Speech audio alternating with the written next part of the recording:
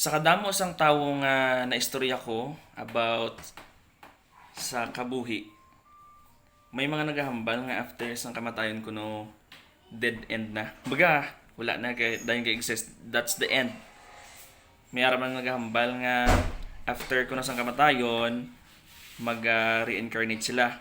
Kumbaga, for those who don't know kung anong reincarnation, for example, napatay ka subong, ma-exist ka liwat, mabuhi ka liwat, but in other form. For example, mangin lamok ka, I don't know, mangin kaluoy ka kung lamok ka, no? Kaya siyempre, patay ka yung mga gat ka.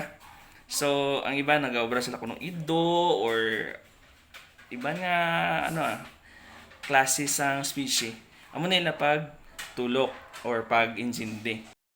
So, ikaw, ano sa imo paglantaw ang kabuhi sang tawo? Magatapos lang bala ini sa kamatayon, way na dayon, or may reincarnation pa?